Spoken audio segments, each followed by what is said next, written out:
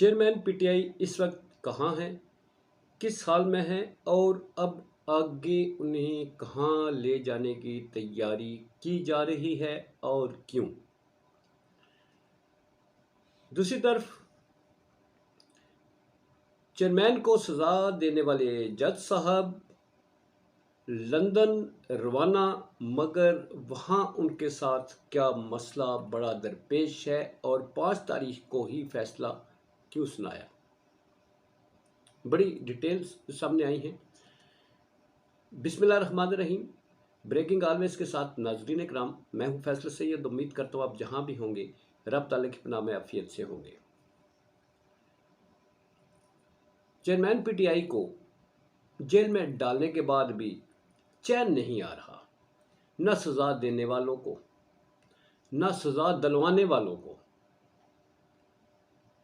वो बाहर था तब भी मुसीबत, वो अंदर चला गया फिर और बड़ी मुसीबत, अपना फीचर भी मज़ीद ख़तरे में डाल दिया गया। नाज़रीन इकराम, मेरा ये चैनल नया है, इसको प्लीज़ सब्सक्राइब कर दीजिएगा और बेल आइकन का बटन दबा दीजिएगा ताकि आइंदा के तज्ज़िये और ख़बरें आप तक पहुंचती रहें। चेयरमैन पीटीआई जो हैं उन्हें गिरफ्तार तो कर लिया गया, मगर होता क्या है? होता यह है कि जब रब ताला की ताकत जिसके साथ हो, उसे दुनिया की कोई ताकत जो है नेस्तो नाबूद नहीं कर सकती, रास्ते से नहीं हटा सकती, उससे उसकी रब की दी हुई इज़्ज़त नहीं छीन सकती, जो शायद समझ नहीं आ रही।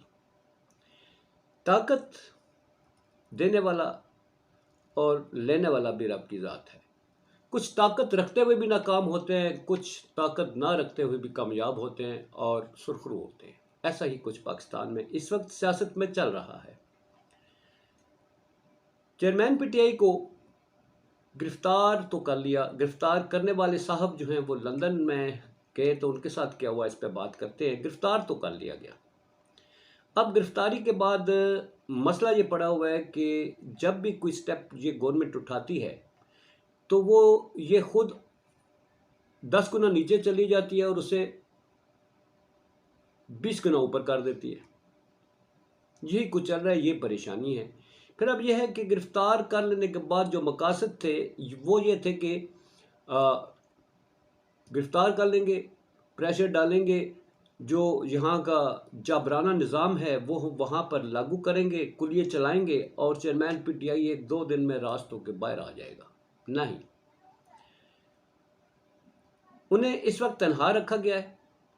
अटक जेल बदनामे ज़माना जेल है, जैसे मछ जेल है। यहाँ पर कहा जाता है कि खाने पीने का इंतज़ाम नहीं सही रखा जाता, कैदियों के साथ ज़ालमाना सलूक रवाज रखा जाता है। यहाँ पर ए कैटेगरी नहीं है, बी और सी हैं, जहाँ पर खान साहब को रखा गया है। और फिर वहाँ पर हशरातुल अर्ज़ की भी भरमार है और वहाँ तशद्दुद के लिहाज से भी ये जेल मशहूर है। बदनामे ज़माना जेलों में इसका शुमार होता है। अब वहाँ पर खान साहब को रखा गया है, मगर उनसे मिलने नहीं दिया जा रहा, उनके वकीलों को इजाज़त नहीं दी जा रही। मगर फिर भी नाज़रीन इस पर आप तवज्जो करें कि जब पीटीआई का दौर था, ये सारे जो टोला है इस वक्त जो इंतकाम ले रहा है, ये भी जेलों में थे। उस वक्त हम कहा करते थे कि जेलें इनके लिए इतवार को भी क्यों खुलती हैं, मुलाकातें रात को भी होती थीं। इनके जो बड़े बड़े लीडर्स हैं उनको मरियम साहबा से मिलने के लिए भेजा जाता था। ये जितने सब जो हैं इनको भरपूर किस्म की सहूलियात, टेलीफोन, टीवी सब कुछ दिया गया था। मगर इनकी इंतकाम की आग है कि वो जो इनकी शान में गुस्ताही हो गई थी कि वो भी क्यों रखा गया था, इनका वो आग ठंडी नहीं हो रही। और दूसरी तरफ एक शख्स है कि वो झुक नहीं रहा, ये इनके लिए मुसीबत बन गई। अब इनको समझ नहीं आता कि मज़ीद क्या करें। ये कुछ भी करते हैं इनकी सियासत बर्बाद हो जाती है। चंद दिन रह गए हैं और क्या कर लेंगे।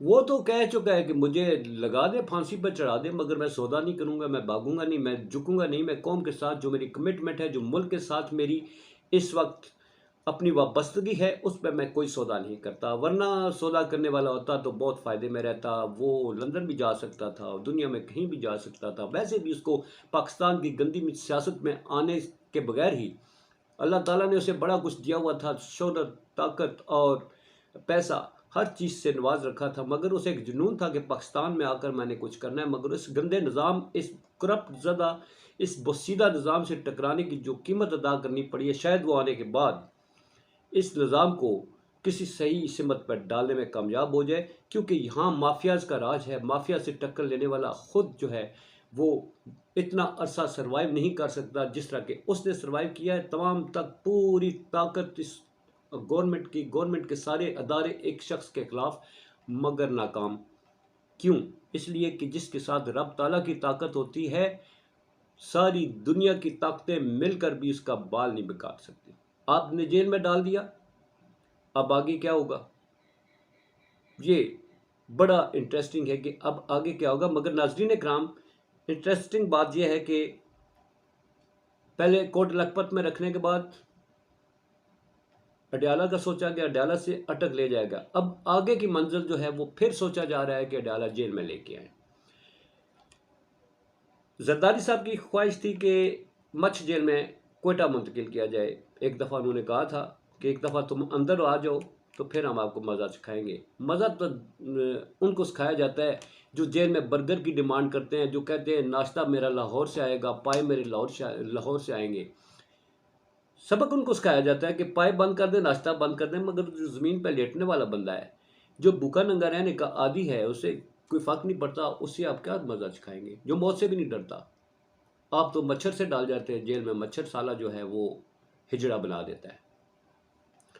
तो ये थी नाज़रीन अभी तक जेल के हालात। और अब जनाब जो जिन्होंने फ़ैसला सुनाया, जनाब मुहतरम हुमायूं दिलावर, बड़ी पॉपुलैरिटी हासिल की उन्होंने एक गलत फ़ैसला करके, एक बदनामी अपने मुंह पर बल कर उन्हें इतनी शोहरत मिली। ये भी अजीब बात है, कोई गलत काम करके मशहूर हो जाता है तो कोई सही काम करके अपना नाम कमा लेता है। तो इन्होंने जो शोहरत कमाई है वो अपने सर पर एक बदनामी का जो डब्बा है वो लगा कर कमाई है। वो चले गए जनाब लंदन 5 तारीख को, इसलिए नाजरीन जल्दी थी।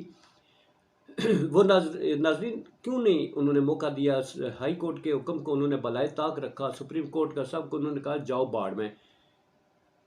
इनके गवाहान को लाने के लिए आगे मौका नहीं दिया, अगले दिन या हफ्ते का टाइम नहीं दिया गया। वकला को नहीं सुना गया, ना ही अगले दिन के लिए इंतज़ार किया गया कि चलो आज नहीं आपके गवाह थे तो कल दे चले जाएंगे। मगर नाजरीन वो ये कि ये फ़ैसला लिखा जा चुका था पहले से और इसको डिलीवर करना था 5 तारीख, क्योंकि इससे पहले हफ्ता 10 दिन पहले अगर डिलीवर करते तो यहाँ पर उनका रहना शायद वो सोच रहे थे कि महाल होगा।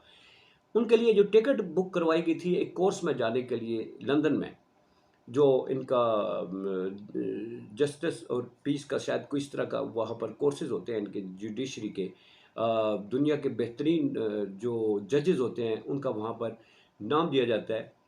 इनका नाम भी किसी और नाम को ड्रॉप करके इनका नाम डाला गया था। वो इसलिए डाला गया था कि ये इतना बड़ा फ़ैसला लेना था और 5 तारीख इसलिए रखी गई थी कि इसी दिन फ़ैसला सुनाना है, दलाइल सुने बगैर, गवाहान को सुने बगैर, सुप्रीम कोर्ट हाई कोर्ट के हुक्म को उड़ाते हुए, इसलिए कि दिन को फ़ैसला सुनाना है और रात को उड़ जाना है।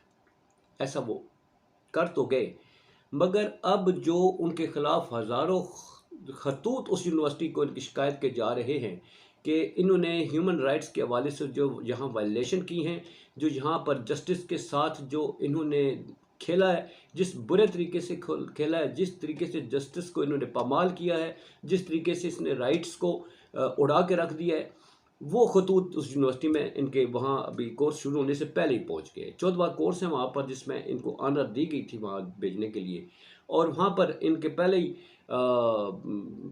अपना नाम कमाने के बजाय वहाँ इनके पहले ही वहाँ भी बदनामी पहुँच चुकी है। तो ये होता है नाज़रीन, आप जो अच्छे काम करते हैं उनके सिलसिले में आपको रिवार्ड मिलते हैं, दुनिया एक्नॉलेज करती है। और जब आप बुरे काम करते हैं तो फिर आपको ये एक बुरा काम ही हो ना, एक फ़ैसला जिसमें आप एक पार्टी को उसका राइट नहीं दे रहे, उनको गवाहों का सुनने का, वो कहते हैं, आप कहते हैं मैं नहीं सुनता, आप वो कहते हैं कि वो कहते हैं आप कल का टाइम हमें दे दें ताकि हम गवाहान भी पेश कर सके, आप कहते हैं मैं नहीं देता।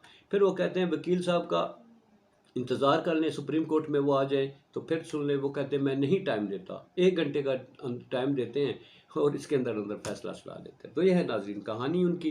तो देखिए आगे आगे होता है क्या। पाकिस्तान जिंदाबाद, पाक अफवाज पाइंदाबाद।